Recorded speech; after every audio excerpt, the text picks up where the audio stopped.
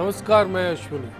2 अक्टूबर 2011 को राजस्थान में मुफ्त दवा योजना का आगाज हुआ था। इस प्लान को केंद्र सरकार से लेकर WHO तक ने काबिले तारीफ समझा। कई दक्षिण एशियाई और अफ्रीकी मुल्कों के लिए ये प्लान एक मिसाल के रूप में देखने को मिला। लेकिन क्या जिस मकसद से इस योजना का आगाज किया गया वो मकसद आज पूरा होता नजर आता है?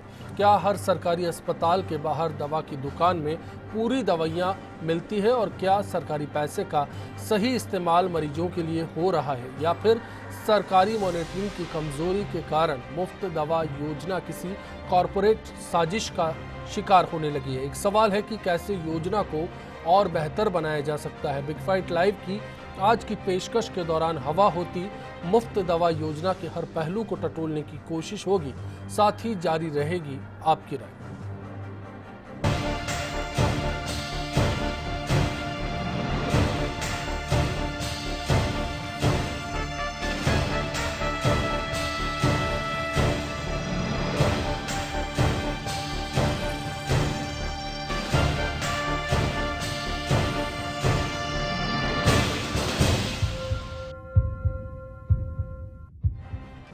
चलिए, जो सवाल है उनका रुख करते हैं और समझने की कोशिश करते हैं कि ये योजना हवा में क्यों है।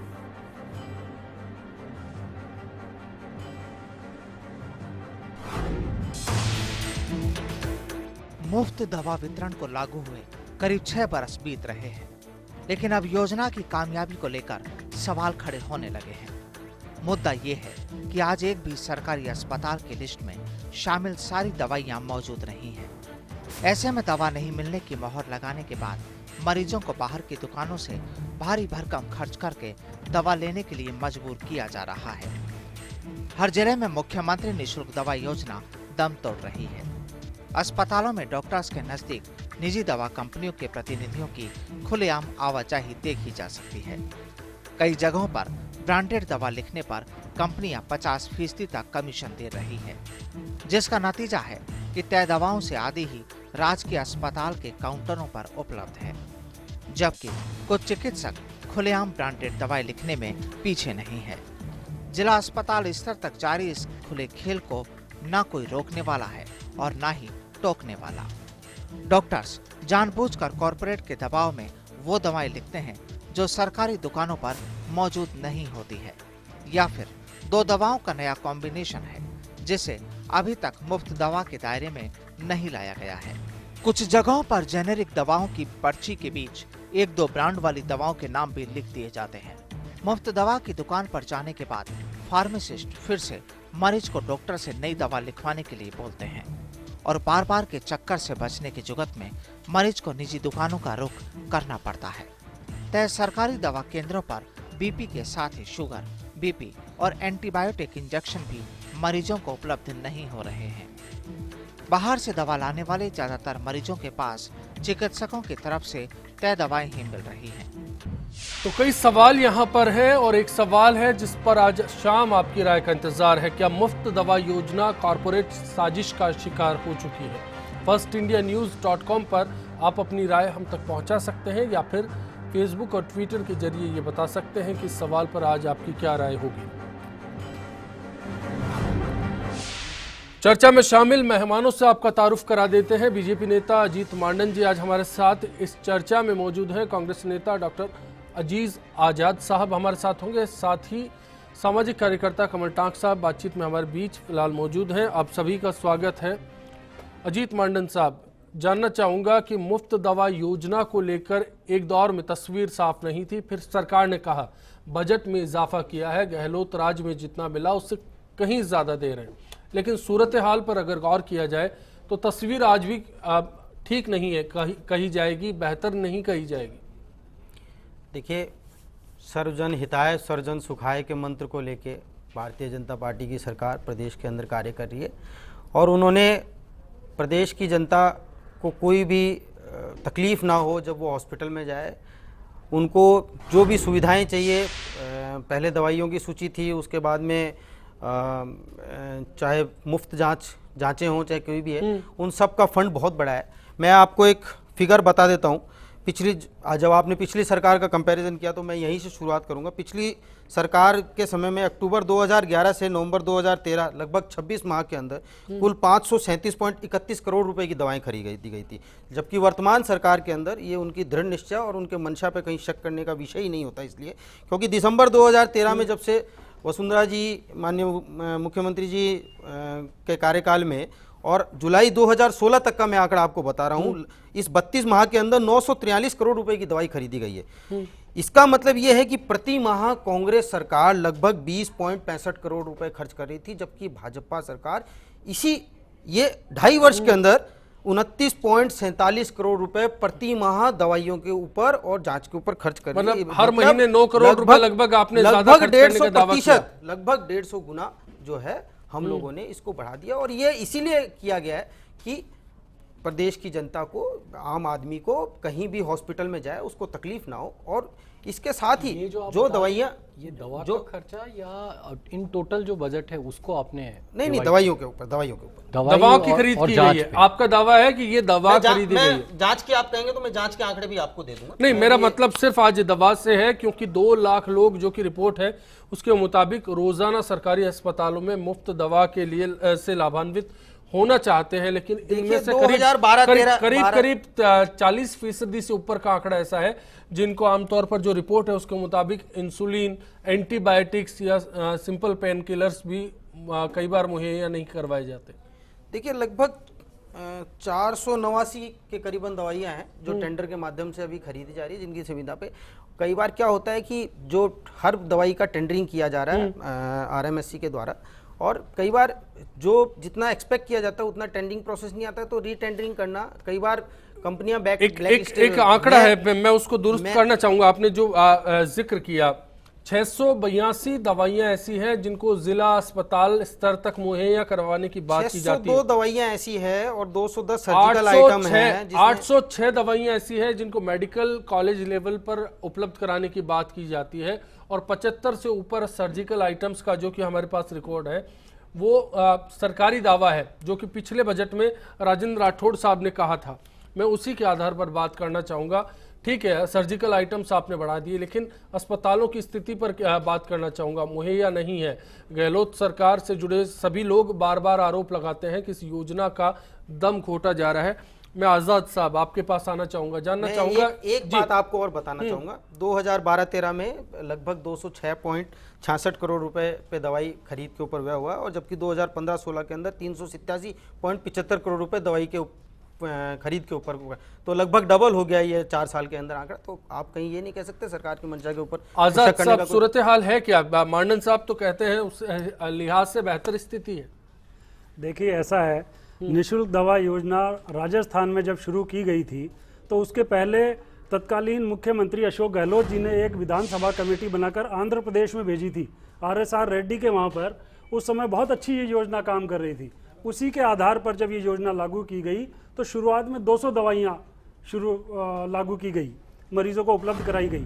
क्योंकि सिस्टम तंत्र उस वक्त तैयार नहीं था और उसके फीडबैक के साथ दवाइयों की संख्या बढ़ाई गई, जो 400 करीब हुई। आज आप कहते हैं आज लगभग 500 दवाइयाँ निःशुल्क उपलब्ध हैं, 800 तक का आइडिया है।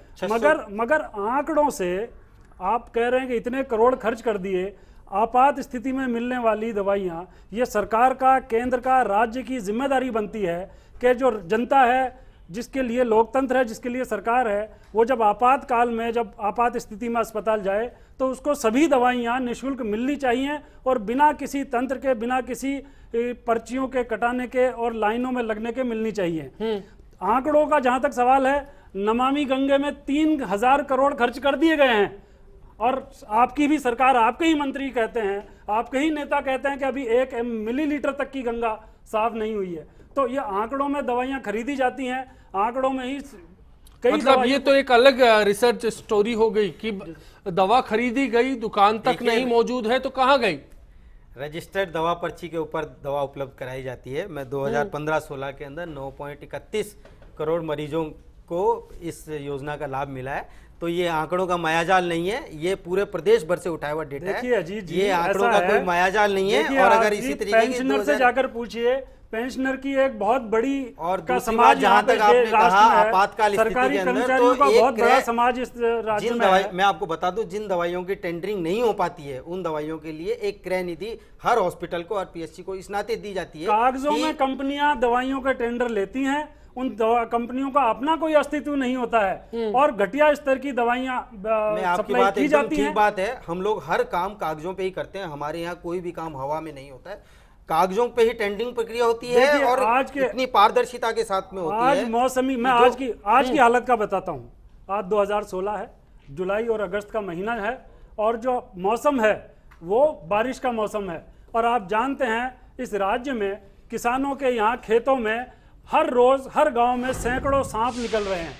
आज पूरे राजस्थान की स्थिति देख लीजिए, किसी भी जिला स्तर पर पीएचसी, सीएचसी, जिला अस्पताल में, कहीं भी बड़े बड़े अस्पतालों में एंटी स्नेक जो दवाइयां होती हैं सांप सर्पदंश के लिए, वो कहीं अवेलेबल नहीं है। अगर हैं तो आप बता दीजिए कितने खरीद हैं और कितने। ये सूरत हाल है। मैं मंडन साहब और आजाद साहब दोनों का रुख करूंगा। उससे पहले कमल ठाक साहब, आपसे भी एक बात जानना चाहूंगा। जवाबदेही यात्रा आप लोगों ने बीते दिनों निकाली, उस दौरान इस बात का जिक्र किया गया कि सरकारी अस्पतालों में मुफ्त दवा के दावे हैं, लेकिन दावे ही हैं।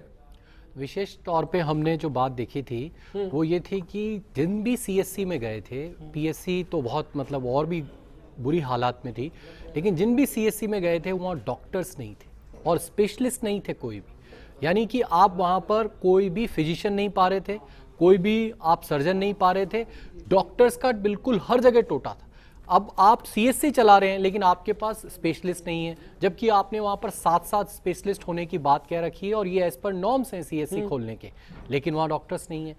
जहाँ तक रही दवाइयों की बात, तो इनकी जो दवा सिस्टम के अंदर एक सबसे बड़ी भ्रांति जो कांग्रेस सरकार से स्टार्ट हुई और इनके अंदर भी वो बदस्तूर चलती रही और उसमें डॉक्टर के पेशागर्द और बाहर के जो कॉर्पोरेट और मेडिकल वाले हैं उन्होंने मिलके ये बात तय तौर पे साबित कर दी कि जेनरिक दवाइयां हैं वो असर नहीं करती है। और इन्होंने आकर डॉक्टरों को ये छूट दे दी कि आपको अगर मान लीजिए बाहर की दवा लिखनी पड़े तो लिख दो। जी, तो एक मैं आऊंगा, इस से पहलू आपने पर आऊंगा, रास्ता लेकिन निकाल उससे दिया। पहले इस मुद्दे पर बात करना चाहूंगा कि क्या सच में ऐसे हालात हैं कि राजस्थान में जो दवा वितरण केंद्र सरकार की ओर से बनाए गए हैं सरकारी अस्पतालों के बाहर, वहां पूरी दवाइयां आज उपलब्ध नहीं है?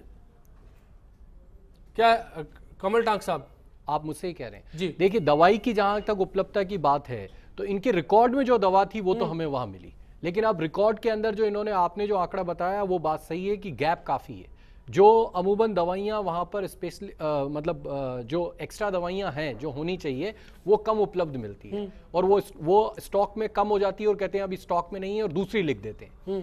तो इस तरीके से मरीजों को तो अल्टीमेटली बाहर ही जाना पड़ता है। ये क्या पहलू है, इस पर भी बात करेंगे। चर्चा में हमारे साथ सेवारत चिकित्सक संघ की महासचिव नसरीन भारती जी भी जुड़ चुके हैं। नसरीन जी, आपका फर्स्ट इंडिया पर बिग फाइट लाइव में स्वागत है। एक सवाल है बुनियादी मुफ्त दवा वितरण को लेकर, जानना चाहूंगा कि डॉक्टर्स का तजुर्बा इसको लेकर क्या है?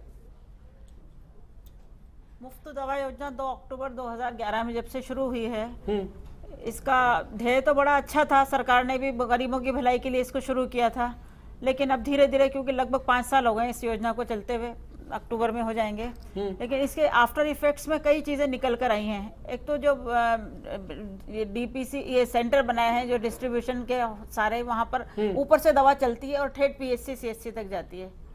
20,000 डीडीसी सेंटर्स हैं राजस्थान में। हाँ। सरकारी दावों के मुताबिक जहां दवा मिलनी चाहिए, और लेकिन क्या पूरी मिलती है? दवाइयाँ, ऐसा नहीं है कि दवाइयाँ हमेशा उपलब्ध हों, दवाइयाँ कम होती रहती हैं, आती रहती हैं, जाती रहती हैं, लेकिन कई बार स्टॉक कई चीज़ों का ख़त्म भी हो जाता है, तो फिर पेशेंट को तो दवा लिख के देनी ही होती है, फिर पेशेंट को वहाँ अनुपलब्ध की मोहर लग जाती है, फिर उसके बाद वो बाहर जाके अगर गवर्नमेंट वाला है तो एनएसी ले लेता है, और नहीं है तो ऐसे खरीद लेता है मेडिकल स्टोर से।